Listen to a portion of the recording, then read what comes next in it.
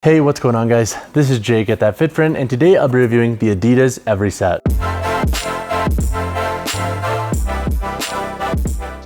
So 3 pros that I have with the Everyset is number 1, I think if you are looking for that training shoe that costs under $100 USD, this is a pretty solid option. So not every budget training shoe is created equal. So it's always nice being able to find models that actually can hold their own for versatile training, some lifting, some HIIT, even some short runs. And I think that's where the Everyset can excel for some folks. This model costs around $90. I found them on sale for like $66. So I think if you can get them around that price point of like $60 to $75, that shoe's price point makes a lot of sense for its well-rounded performance.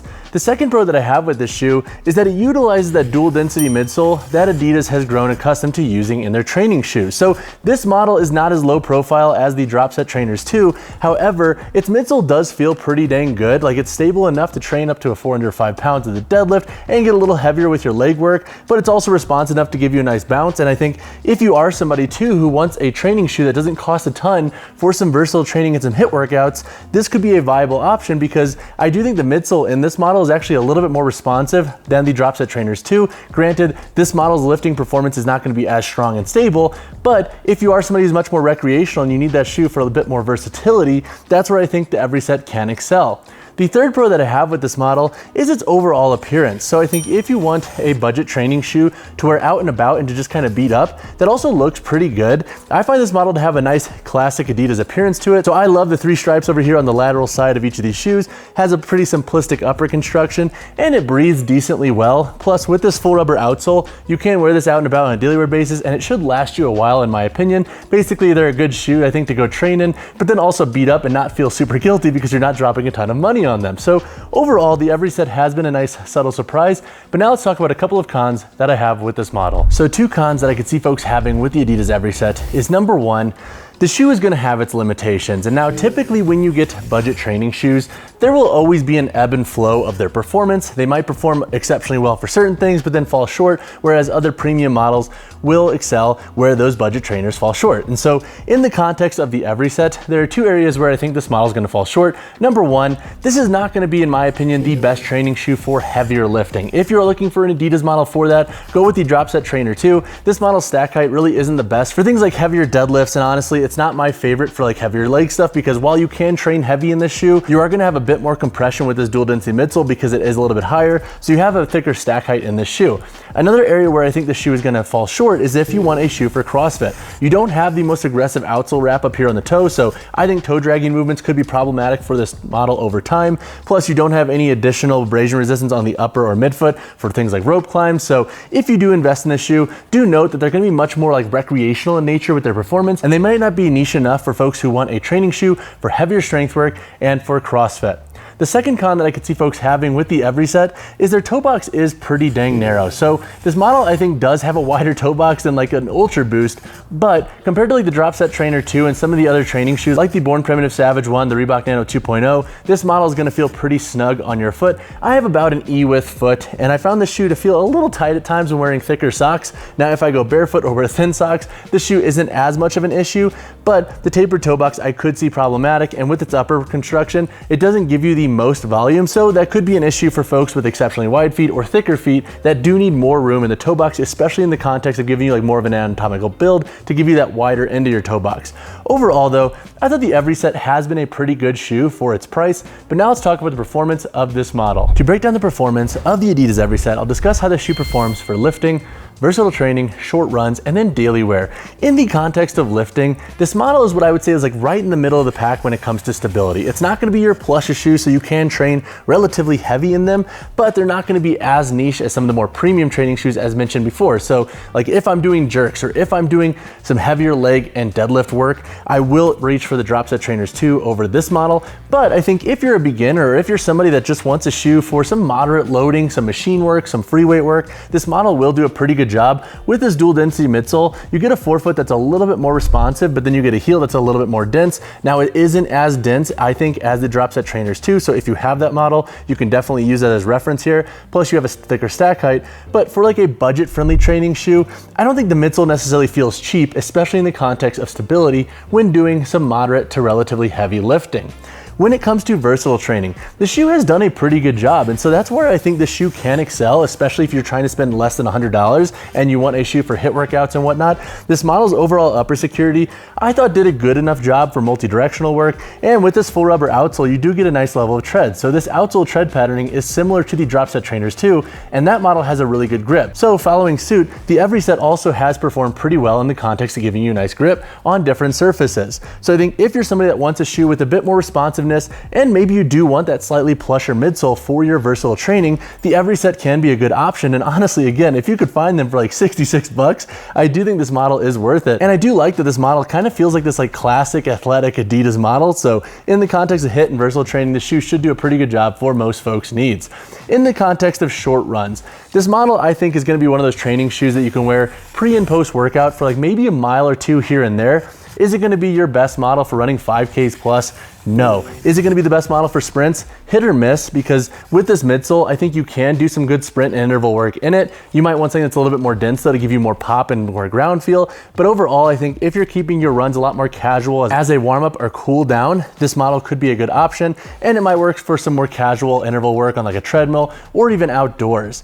When it comes to daily wear, I like this model, and that's because it's price point and you have that full rubber outsole. Plus the midsole I think is pretty comfortable. Like in the drop set trainers too, you can wear them all day, but their density and stability kind of take away from their ability to remain comfortable on the foot. With this model, it's a lot more comfortable in my opinion because you do have a plusher midsole with that dual density midsole, and with its full rubber outsole, I don't think you're gonna break it down super fast. So if you are wearing them for like dog walks and then running errands and then wearing them to the gym, I don't think you're gonna have to feel guilty or worry about this model's midsole like eroding with water or whatever else or dirt, or worry about that outsole fading super quick. So for daily wear, if you want a training shoe that's cost efficient and you could beat up, I think the Everyset can excel in that vertical. So when it comes to the price of the Adidas Everyset, you can expect to pay $90 USD.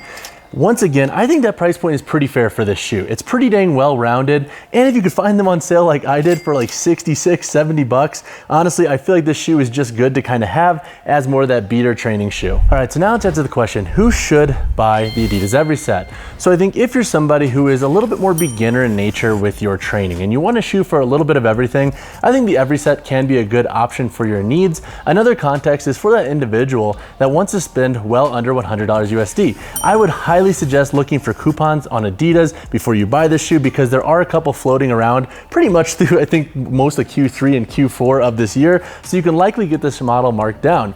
Another context where I think this model makes a lot of sense is for somebody who maybe already has like the drop set trainers too, and you want that model to last longer because it's more expensive, but you want that shoe for some more casual stuff here and there and for rocking out and about on a daily wear basis to kind of have, once again, as that beater training shoe that you can kind of just beat up and not feel super bad about. Plus the overall comfort of the shoe is pretty good in my opinion for daily wear. Now, who shouldn't buy this shoe? Number one, I think if you're wanting a shoe for CrossFit or for some serious strength work, I would say pass on this model. I don't think you're gonna get the stability that you want or the durability that you want with this shoe.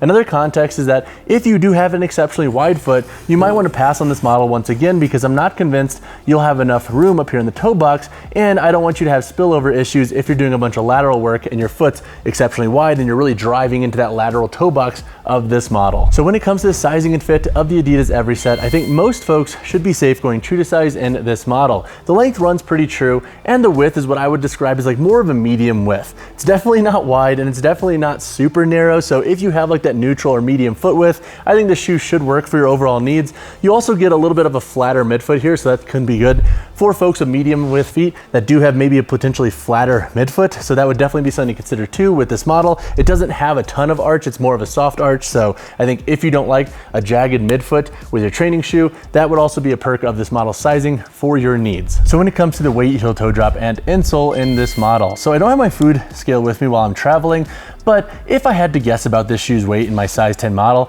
I would guess that it weighs right around 11 ounces. The shoe is pretty dang lightweight for what it is. The heel to toe drop for this model is not available on Adidas site. Their customer service didn't really help me out, but if I had to guess, the shoe feels like 4 to 6 millimeters regarding its heel to toe drop, but once again, that is unconfirmed. When it comes to the insole in this model does not have a removable insole, and that's also why I think the volume of the shoe's upper could be a problem for thicker feet, but granted, this insole is only held in with a light light adhesive, so you could always take it out, but then you run the risk of having durability issues down the road. So once again, this model does not have a removable insole. All right, so now let's go over the construction of the Adidas Everyset. Up here on the toe box, we have a small extended outsole layer that wraps up, and then we have the synthetic overlay that covers the toe box as well. The creasing of it's not too bad, so I like that Adidas did stop it a little bit short, and the overall lateral support in this upper is decent. You have a mesh and textile upper in the shoe. You do have some synthetic layers over here in the midfoot, and then looking at the midfoot itself, you have 1, 2, 3, 4, 5, 6 core eyelets that go up with a 7th back here for lace lock. You have some Adidas branding here on the lateral midfoot, and then you have this external heel tab back here.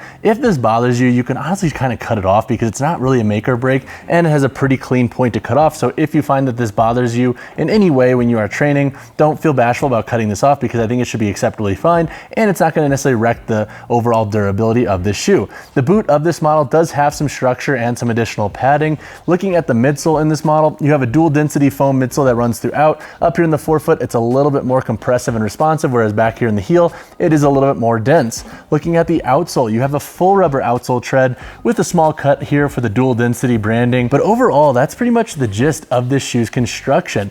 If you have additional questions on this model, drop a comment down below. But overall, the construction of this shoe is pretty simplistic in nature. All right, guys, that wraps up my review of the Adidas Everyset. Overall, this shoe is what I would call as consistent, especially for a budget training shoe. Is it going to be the best in class for any vertical? Not necessarily, but it does perform exceptionally well for a pretty fair price point.